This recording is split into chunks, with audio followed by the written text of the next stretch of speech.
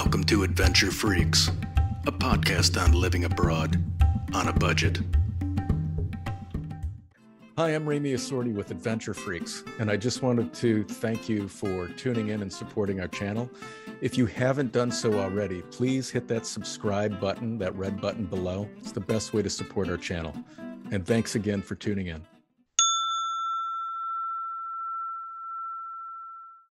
Okay, so today I am with my new amiga, Betsy Carcamo Rojas. And Betsy, thank you so much for being a part of the podcast. You're welcome. Yeah, Betsy she's originally from Venezuela, and now she lives in Chile, in Santiago, the capital in Chile. And she's going to share information about this beautiful country, but I've been looking so long for somebody to interview. So this is going to be awesome. And Betsy, she's a Spanish teacher, and she does a lot of this online too. So it's really terrific. She's got a terrific website. We're going to share it. It's called SpanishLanguageJourney.com. You can friend her at Spanish Language Journey on Facebook. And she does a lot of this virtually. She has, you have like an ebook too, right? Like some kind of, that's your like, yes. That's fantastic. That's awesome. I create like an ebook so you can get some of little stories for traveling, stories that happens to me, like things that you don't think it's going to happen in a travel moment. And I create these stories and also teach you some of expressions that you can use that can be useful and that sometimes nobody teaches you a normal class. Awesome. That's my ebook. That's fantastic. Okay, so yeah, you got to check out SpanishLanguageJourney.com. So we're going to pull up a map now, Betsy, to take a look so we can show people where your beautiful home is. Mm-hmm. Here we are. So you can see it, right? Yes. Chile, the longest country in the world. I don't know if that's the case. It's so long. It's really long, and it has like 4,200 kilometers long. Wow. Okay. Yeah, it's all along the Pacific coast, and it goes all the way down to the bottom of South America. Yeah. And it's a really interesting the way that they carve that out. And you live right here in the capital of Santiago. Exactly, right in the center of the country. Okay. And then you hail from up here in Venezuela. So it's a little bit of a shot. Have you ever driven it? No, but I know people who did it. It's like a week of traveling, non-stop. Yeah. So so that is like, okay, so that's about a week coming from Venezuela to drive to Santiago. Wow. Mm-hmm. So, and it must be just the roads and the mountains and yes, everything else. You need to go through Colombia, Ecuador, Peru, or Bolivia, whichever you decide, and then go from the top of Chile to the center. And this little part is just 24 hours to get from top to Santiago. Okay. Wow. So if you from Santiago all the way down to the bottom, how long would it take to drive down there? Do you know anybody that's done that? I don't know, like to the bottom because like I mentioned to you before, we cannot go all the way in a straight line. We need to pass through Argentina and then go back because there are a lot of rivers and lakes and stuff. So it's not that easy, but you can go from Santiago to Puerto Montt, which is at the bottom, and it's like 10-12 hours. Okay. All right. Well, great. So, all right. Well, tell us a little bit about you, Betsy, and you know, I spent a lot of time in Venezuela, and I love your home country, and it's such a beautiful place, and the people are just absolutely terrific. So, why did you leave, and how did you land in Chile? How did you select Chile of all the countries down there? Right. Well, I lived in Venezuela. I was born in Barinas. It's a city near Colombia, and then I moved to Caracas because I went to study there, one of the top universities. I studied architecture at the beginning. I finished and I worked on that, and then I moved to teaching Spanish because I love languages, and that's what I do now. And yes, Venezuela is beautiful. It has a lot of things to do. I have been fortunate to visit all the country, at least one city in each of the states. So it's okay. great. Yeah. And I moved because the situation wasn't so good. And I think like what is my future here? Like, where is this going? And I decided to just jump because to be honest, I all the time wanted to experience a life outside Venezuela. So I was looking for in exchange or going to study a master degree or so. I did one in Chile before graduate. So I was like looking to move and experience other things. And then came this moment that I said, okay, what is going on, where I'm going? And I decided to move to Chile because, well, I have my family. I also have family here. My dad is Chilean, my mom is Venezuelan. And it was like the easiest way to be here because I knew the country. I have been here a lot of time. I do an exchange here. So it was like fast to do. Yeah. And yes, that's why I moved in 2014. Okay. So 2014, you left Venezuela. Yes. Okay. So what was happening in Venezuela at the time? Was Chavez still around? No, he died like 1 or 2 years before. Prior. Okay. Yeah. And it was like in Venezuela, I think up until now, we have like moments or years that there's a lot of movement and people and riots and things, and then everything goes down and up and such like that. And that moment when I came here was starting to be like that, like a lot of riots and people, and it was not nice. And I lived like in the center of these things happening. So I all the time experience this. And it was like, okay, I don't think I can do anything like more than I have done. So I guess it's time for me to go. There was not like, I don't know the word in, you can still find things. I don't need to do queues to buy things, but then you start seeing like, this week there's only this kind of meat, or there's only this kind of thing. So I think I feel that I was start losing my option to choose, and I was okay, I'm not going to choose.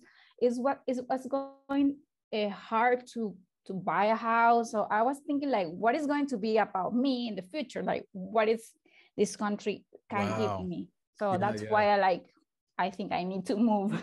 Yeah, that's it. It's so interesting because you're living in a time and you've experienced it, and you've seen some change and turmoil, and ultimately it led to you making a choice to have a better future.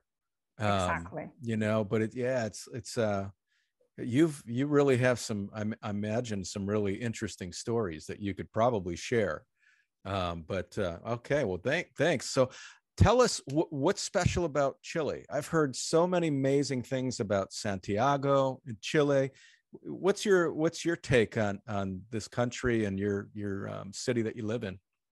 Well, I think one of the things that people like the most is that you can cross the country, like from the mountain range to the beach in like 2 or 3 hours. And that's something that it's nice. So I can go on a day trip to the snow one day, and then the next day go to the beach. That's something that I cannot do in Venezuela, because when I was living in Barinas, I need to take a trip of 6 hours to get to the beach and 2 to get to the mountain. So it's something that it's really nice. And because we are so long, we also have different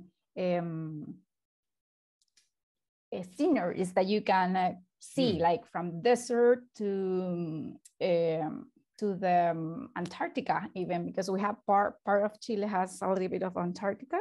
It's really hard to get there, but we can go. Yeah, yeah. And we also have Easter Island, and it's really far, but it's part of Chile too. So there's a lot of cultural things and places that you can go and do different activities related to these places. Yeah, wow. Easter Island, that's a place I'd love to go check out. Me too. I want to go. It's in my checklist. It is quite a flight out there though, right? Yeah. It's a distance. We need to, from Santiago, we need to take like 6 or 5 hours flight. It's really long. Yeah. So what we could do is, Betsy, is we could put this little like this retreat or something together. And we get a boat and we tell people, come on the greatest adventure of all times. We're going to meet down in Santiago, jump on a boat, and you're going to have the greatest experience of your life. And we'll sell packages to people. That's what I'm talking about. Then we take a boat out there. I love it. That'd be crazy. That'd be really wild. Because also the water is really cold, so I don't want that experience. Right. Yeah. Okay. So let's talk about, so I'm sure had to go through the visa process. I know visa processes change, and I think you mentioned they're changing recently, but what do you know about the visa? How complicated is it to get a visa to stay in Chile? And if there's a cost, and what's roughly what the costs were? Well, I'm Chilean, so my dad did this stuff a long time ago, like when I was 10. So I didn't have to go through this process in 2014. But my mom and friends, they of course did. Okay, you have dual citizenship? Yes, exactly. I'm 50-50, like I said, 50-50. Wow, good for you. That's fantastic. Yeah. Okay. So my dad is Chilean, my sister is just like me, dual citizen, and my mom is Venezuelan, and she's the one who did the process. She started doing it in Venezuela, and then she continued doing it here. So I can tell you how she did it, but like I said, the thing is changing. They just released the new law like 2 weeks ago, and if you enter the site, the official site, it says like, the site is changing, so keep on time, or keep, I don't know, updated. So to see the changes. But of course you need to have your own identity from the country that you're in, that you're from, and this needs to be up to date or something. And you need to show that you can afford your life, like you have money or something. And I have to say that before, the process was faster than it's right now, because then Chile has a lot of people coming from Peru, Colombia, Venezuela, and like the system really got, I don't know, full or something. So right now I have friends that have been here like for 2 years, and they are still like in the process. And that causes a lot of problems, because then you don't have your identity, and if you don't have your identity, it's difficult to do other stuff like bank stuff and things like that. So right now it's not easy. I have heard also people who has to hire lawyers and things like that. So it's not easy right now. I don't know if the new law is going to help in this way, but the good thing is that right now, because of the pandemic, everything can be done online. You don't need to send anything like through normal mail or post mail, which my mom has to do before. Right now is everything online, and things, I think from my perspective, things work here. Like you enter the website, of course it's a little bit full right now, but it works at some point. And yes, I think right now I have friends and family still waiting for their full like residency or. Yeah. So it sounds like the system is a little overwhelmed. Yeah. Like there's a lot of people. So are there a lot of people moving to Chile? And if so, where are they coming from? Mainly from Venezuela. From Venezuela. Like, yes, if you go to newspapers and data, you can see how big the Venezuelan population or habitants, I don't know how to call it, have grown in the last 5 or more years. Wow. Okay. Chile always had immigrants from Peru and Bolivia, but then Venezuelans became the largest immigrants population. Population. Yeah. Yes. Yeah. Oh, exactly. Wow. So yes, it's because we are the problem right now. Wow. So I see a lot, of movement going to Colombia. I know that a lot of Venezuelans have moved to Colombia, and there's still a bunch moving. And so I didn't know that they were moving. I wonder if there's like a policy where some of the states are just sharing immigrants. Are they working together to kind of? They should, but they don't. They are not doing it. Like people, it's true that at the beginning or most people go also to Colombia because a lot of families has family in Colombia because we receive a lot of Colombians at some point. So it was easier for them to go to Colombia.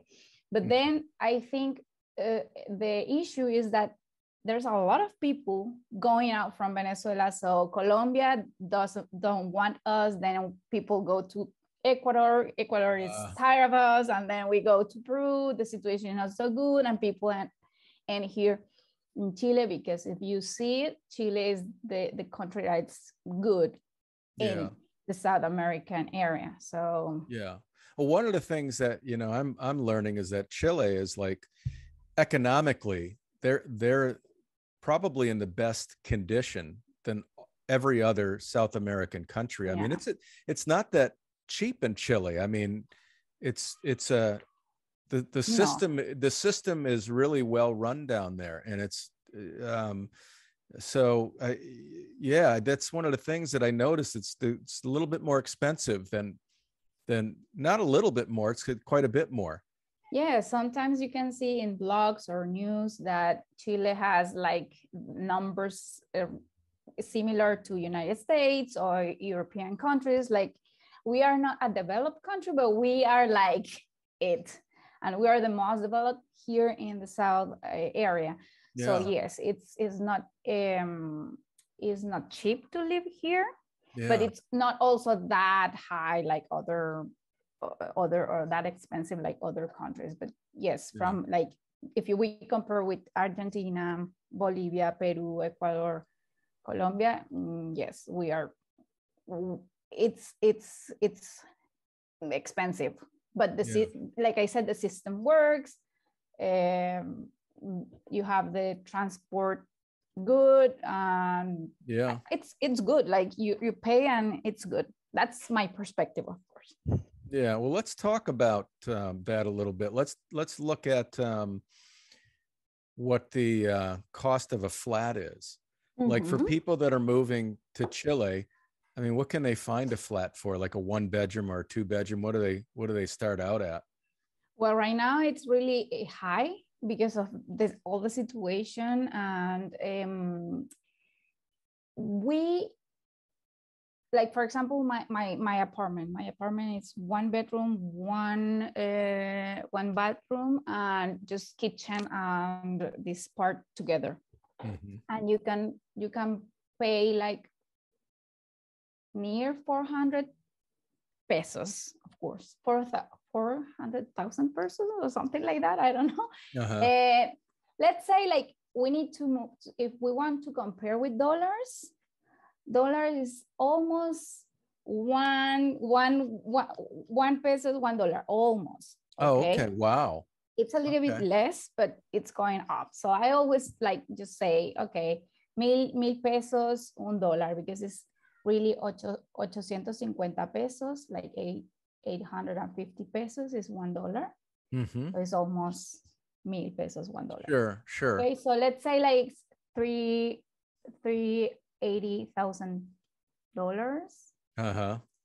I hope I'm saying the numbers right. So 380. Let me see. 38. Well, $380. $380 approximately. Let me see. Okay, so you're right. It would be about 380 to USD. Let's see what that is. I'm just using a conversion. So right now it looks like it's about, if it's 380,000 Chilean pesos, then it's saying it's showing up as $441 in the United States. Exactly. Yes, that's it. Mm-hmm. So about 400, basically 450 for a 1-bedroom. Exactly. And this area, I'm in the center of the city, which is not the cheapest, but it's okay. Yeah. Wow. Of course, you can find other places and outside of the city. And if you go here, Santiago, it's divided in comunas. See? Comunas? Comunas. It's like little, I don't know if you have like. How do you spell that? Comuna. C-O-M-U-N-A-S. Comuna. Okay, comunas. See? Okay. You are such a good Spanish teacher.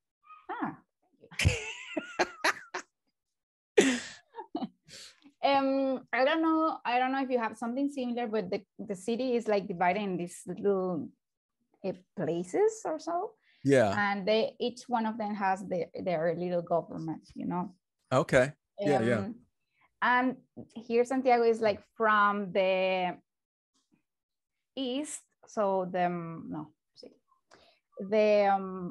cordillera, so the mountain range is the east or oriente, and the west is the beach, so oeste. And from the oriente, so the east side, it's higher prices than the west side of the city. So that will help you know where do you want to live and how expensive it's going to be, okay? Because they have more money, like the comunas government have more money here, so everything it's a little bit better than if you go on this west part. Yeah. Well, that's really, for $441, that's still really affordable. It's not super expensive. It's not super expensive, but we need to check with how much people make, like in normal jobs. See? Yeah. And for example, the minimum, I don't know how you call it, minimum wage or something like that. Like minimum wage. Month, minimum wage. Yep. Every month, people, the minimum wage is 380 mil pesos, see, 380,000 pesos. So with 1 month of my job, if my job is minimum wage, I can only pay my place. Right. Yeah. So where I need to also pay electricity or gas or anything, other things that you need. So it's not good. Yeah. So in the 441 that's paid per month in rent, does that include utilities? What is utilities? Utilities would be like your heat, water, gas, electricity. No. At least where I live, that's what I pay. And I also need to pay electricity, like 12,000 pesos. See, depends on the family and how much you spend, like $30. And then I have gas because my kitchen is with gas. I need to pay gas. And I also need to pay like this thing because I live in a building. So I have shared things that I need to pay with other people. And that thing is around, because I live here, it's around $75. So let's say that you need to add $100 more to these $450. So you're looking at utilities. I mean, you're looking at an additional $100 a month on top of your rent. Exactly. Wow, that's kind of expensive. I wouldn't think it would be that much down in South America. But yes, Santiago, but you're living in Santiago too, and that's a beautiful city where a lot of people, I bet outside of Santiago, it's got to be less, right? Exactly.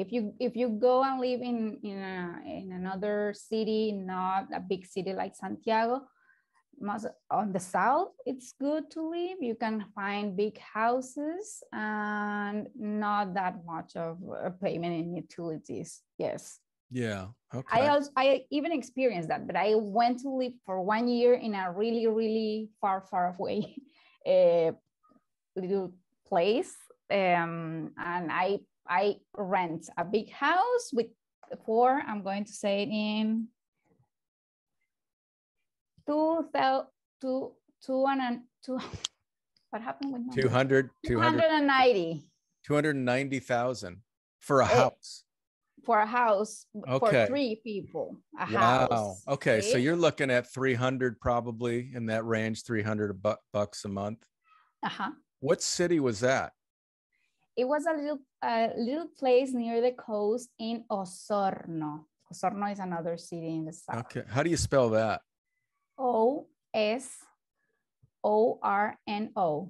Osorno. Okay, I think I've seen that before. All right. Wow. Okay. That's very affordable. Exactly. But like I said, it's a really, really small place, like no pharmacies, no anything. You need to go to Osorno. This place is called San Juan de la Costa. See? What is that? San Juan de la Costa is the place where I lived. Okay. And it's near Osorno. Osorno was the big city that I need to visit to buy stuff. Okay. Oh, okay. So you were a distance from Osorno.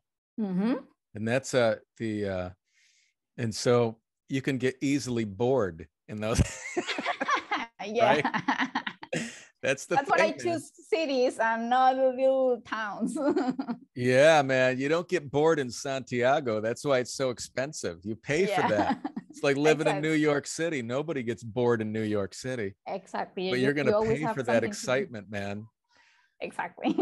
Definitely pay for the excitement. How much is if you wanted to buy can you buy flats in Santiago? Do they sell flats or condos? And they do. What do they start out at? Well, we have a different unit to buy big stuff, and it's a UF. And this unit is something that changed with time. So you can find places from 2,000 UFs or more. All more that you want. Okay, if you go from more on the east side, it's really expensive. Right now, it's really expensive. It's really, really expensive. Mortgages are going up. It's crazy right now at this moment. So 2,000. What is it? UF. UFA. And that, how much would that be? Like if I came down and I said, oh, I love Chile. I want to get a house down here, a small little cute, nice home. What would I be paying in USD? Any idea? I'm going to tell you that, for example, my apartment, it's not new. It's just normal from like 10 years ago. And it was like, let me change first to UF. See? Pesos a UF. Perdón,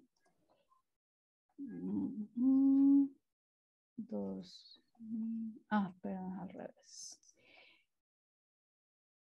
Ok, ahora vamos a dólares. Pesos a dólares.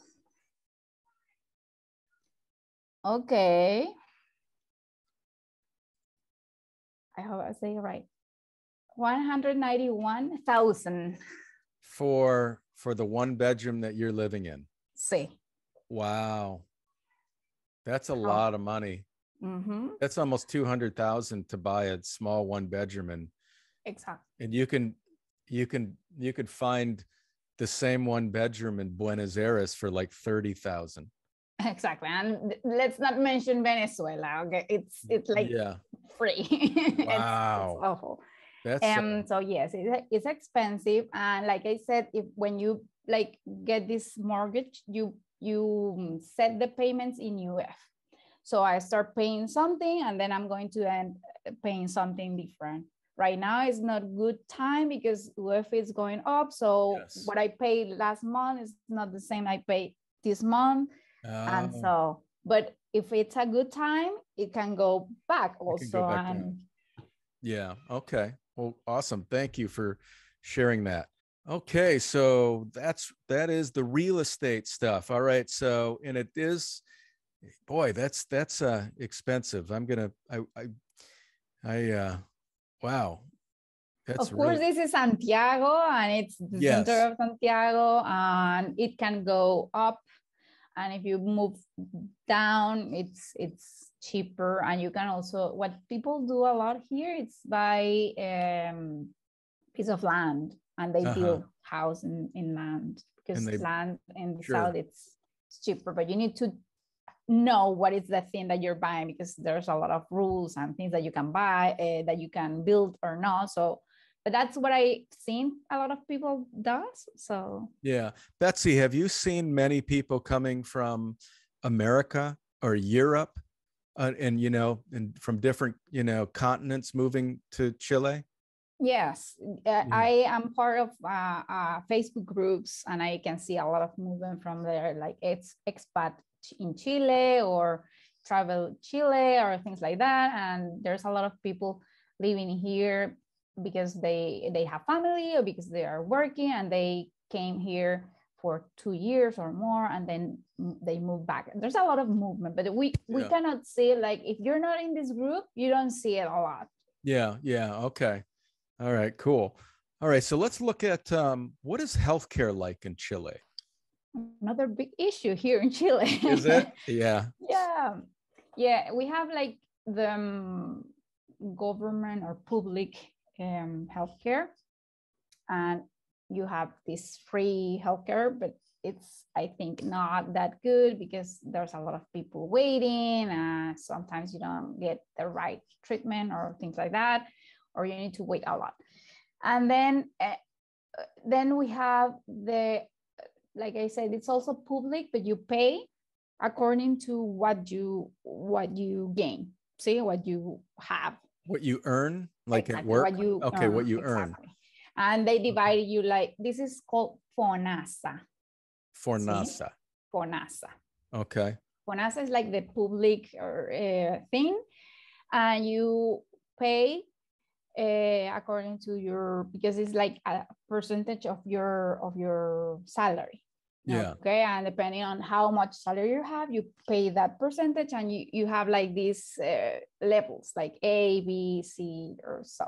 Okay. And depending on these levels, you have these, you have to pay more or less at the moment of getting the service. Okay. Okay.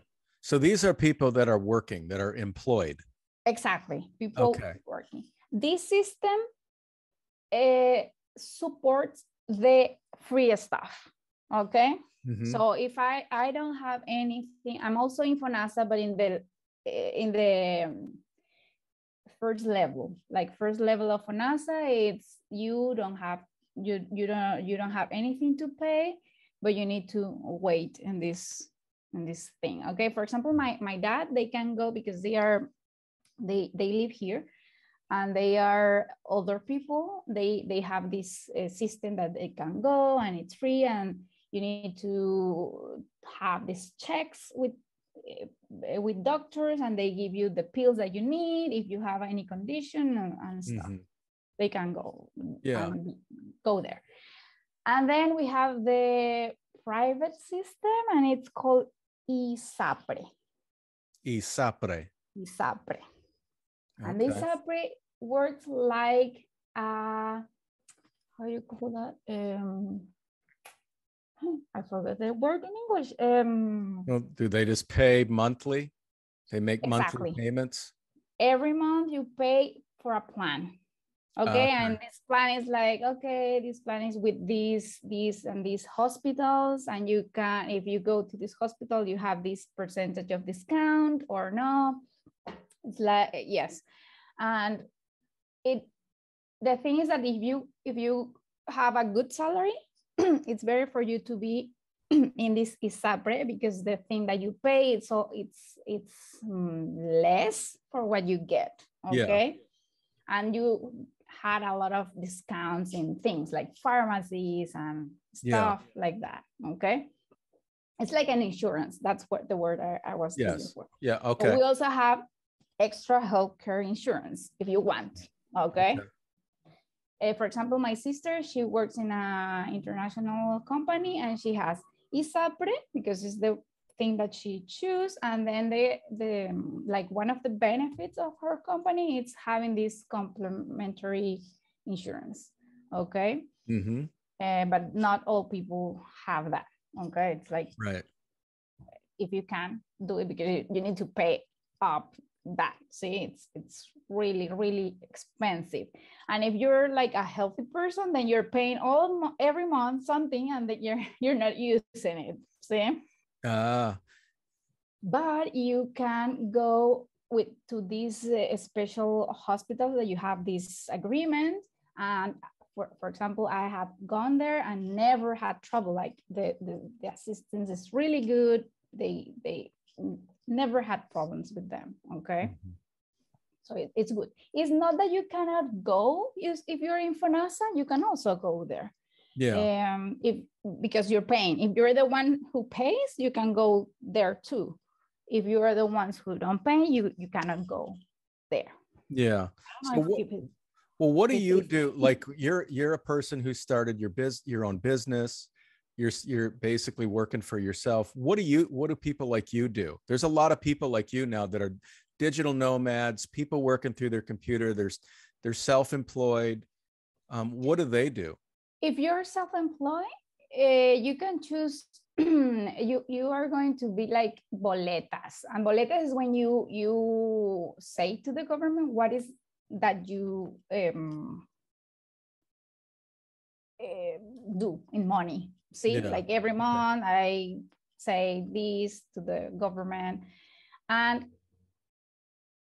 because I'm independent person working, I need to pay this percentage. Okay. Okay.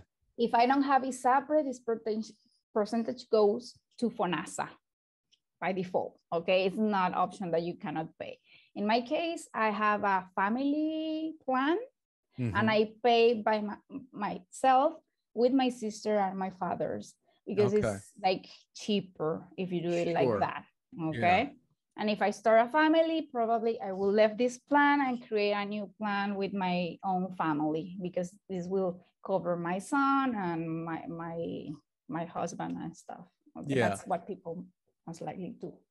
So you have to always pay something in whenever you're working. You're paying something. They extract that from your exactly. There was a time that you have the option of not doing it, but there was a transition time to start, because then if you don't pay it, because they give you the option, then you still need to go to the healthcare and use it anyway.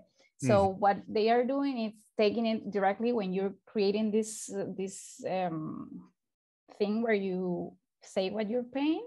They take it from you, and at the end, when you do the thing, what is the thing that you do every year? Every year you do this thing with taxes. Every year that you do taxes, then that's why I couldn't think of it. I hate taxes. Well, I think everybody hates taxes. Every year, right now, if you didn't pay it for any reason, they are going to count all the things and take it. Yeah. Yeah, it sounds like they do the same. That's kind of what they do here. Now, for people like, let's say, people that decide, I want to move to Chile and retire, and they're not working, can they get healthcare, or is there a national healthcare for people like that? Yes, it's this national healthcare that you can do. It's FONASA. You can enter FONASA or ISAPRE by yourself. Okay. You can do it. You decide if you want to pay this or that. Of course, plans with, I remember when I came here, I wasn't working, I was studying. And then one day I needed to go to the doctor, and I was like, okay, how do I do now? What do I do now? So I called my aunt, and she take me to this place that you can just pay at the moment. See, and of course it's a little bit expensive, but you can go. And after that experience, I started like calling, like, what is that I need to do? And what I did is like, I declare I was obtaining the minimum and just pay like the minimum. Like I did it for myself because of course then I don't have any options. You have less options if you don't pay, because all the time they are going to ask you, what is your identity, and everything is so connected with the information that if you don't have an ID number, it's harder or you have less options. Yeah. Okay. All right, cool. Well, thank you. So let's look at transportation. Living in Santiago, I don't even know because I've never been there. Do they have a metro system? Yes, we have a metro. Yes. And it's right now, it's not as big as, of course, New York or other countries, but I think it's really big because Santiago is really big. Yeah. And they are still working on creating more longer lines, and they since I started living here, they create 2 new lines, so it's really good. It sounds like they're ambitious. Is it how much does it cost to go from one location to another? Well, the thing is, we have like an integrated system. So Metro integrates with buses, and you can pay like almost $1 and use 2 buses plus 1 metro, or 3 buses, or 1 metro and 1 bus. See? And you have like a window of 2 hours to do it. So for example, I can go to the center by metro and go back within 2 hours in a bus and just pay one ticket. Wow. Okay. What can you do, like a weekly pass? Can people buy? No, we don't have that thing. And it's something that they should do. Like if you are coming here just for 1 week or just for 1 day, they don't have this option. You just need to buy this card, and the card is like also like $1. Okay. And then you charge the thing and start passing the beep. We call it beep because it sounds beep, beep every time that you pass it. It makes a beep sound. All right. Yes. Cool. And the buses are pretty affordable if you wanted to take a ride to say a different, maybe a 5-hour, jaunt to a different country or explore a different city somewhere else. Are they pretty affordable? Yes, I think sometimes depends on the season. There's moment, of course, if you're in summer, they level up a lot the prices, but you can find these like prices or discounts and stuff like that, and you can go, and the service is good. You're not going just whatever bus. It's a good service. Yeah. And there's also these little mini buses that you can go to places near Santiago, but they are not part of the main system. So you can, and with that, you need to pay in cash. There's no this beep thing. Yeah. And you can buy online the other ones that goes interregional. You can buy online, and I think it's good. Well, how far are you from the beach in Santiago? Like 2 hours or something? 2 hours. So somebody like a traveler were there, they're living in Santiago, and they're like, we don't have a car. They walk pretty much everywhere, take the metro. How do they get to the beach, and how much would it cost? Okay, well, you can go to the website and buy a ticket, or if not, if you don't have any place to go on a website, you just go to the metro or the bus station and buy a ticket. And there are a lot of places that you can buy, like from the cheapest to the expensive, and it's you take the bus, and it's 1.5 or 2 hours depending on the thing. And how much? Good question. I didn't look for that. A ver. ¿Cuánto cuesta? ¿Cuánto cuesta? Like $5. So $5. Sí. Yeah. $5 one way, of course. One way. Yeah. Yeah. So that's not bad at all. No, and you can just, for example, my dad does it all the time. He goes to he lived here in a puerto called San Antonio. Uh-huh. And he goes at the morning, like 8 a.m., buys the ticket, and he buys like a blank ticket for the going back. Yeah. And then he just go at the end of the day and just jump on the next bus and come back. And he does it all the time. Mm-hmm. It's perfect. And you just kind of take a nap on the bus. Exactly. Exactly. You know, chill out. Yeah, very cool. Okay. Let's talk food.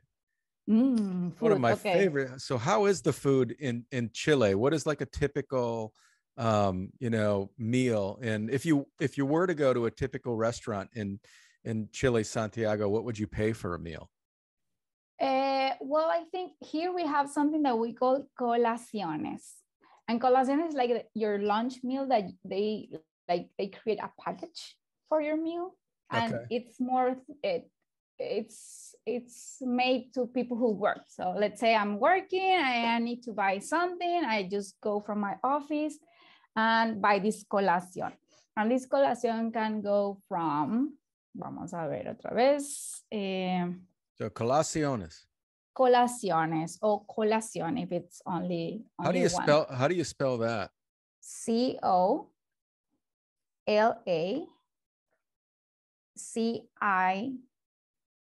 Colaciones. Ooh, colaciones. I was almost there. I spelled it with an S. Colas. Colaciones. Mm-hmm. And that's good because they give you your main dish and then with salad and something to drink, sometimes dessert. So it's a good stuff that you can do.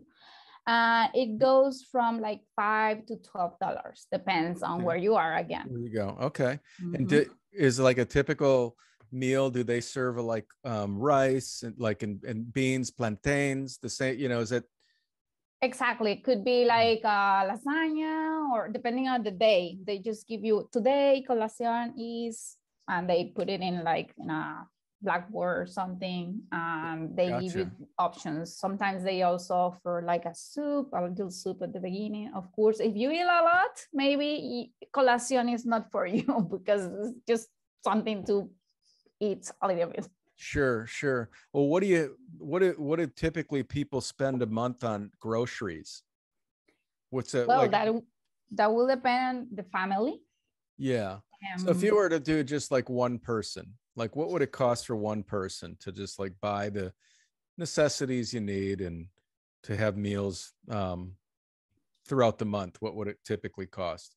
Well, I think I have been like following my buying behavior or something like that, I can say. And it's like, could be, because I'm maybe $100, of course, but I don't eat a lot of veggies and nothing. I'm really, really plain with eating. And of course, it will depend on how you eat. But the good thing is that we can also buy in this like little fairs or something like that. You go on the street and you can buy veggies cheaper than the supermarket. So these things are placed in different streets, and I have one here like two blocks from my house, and that's what people do on weekends. They go there and buy cheaper than supermarket, but of course only veggies and sometimes fish. Nice. What is like what's your favorite dish? What's your favorite food? My favorite dish is ceviche. Oh, that's good stuff. That is good stuff. Ceviche. Nice. Is that all over Chile? Yes. And of course, we like I said before, we have here in Chile, we have a lot of Peruvian people. So we have this mixture with Peru, and I love that thing. It's good. But every time that you're in the coast, yes, you're going to find any kind of ceviche. Sure. And empanadas, of course. Empanadas. I'm getting hungry. Yeah, I haven't That's eaten. The thing about talking about food. Yeah, and I didn't eat dinner tonight, so I'm gonna have something after we're done here. But all right. So what do you do for fun, Betsy? What do people do for fun? What do you do for entertainment? I would think Santiago has pretty much everything. I imagine they have theaters and pubs and entertainment, but what do typically people do for fun there? Well, we have like these neighborhoods where people go and party. So you have these streets with a lot of places that you can go enter and see if you like. If not, you go to the next one and the next one and the next one, and depends on what is that you're looking for. Are these part people in the street partying? Are they like businesses, like restaurants and pubs? It's restaurants and pubs, but you go and like, let's see at Bella Vista, and we meet in a place and you start walking with your friends. If you don't know a place, like a specific place, and you like that place, you just go and like taste what is the thing that you like.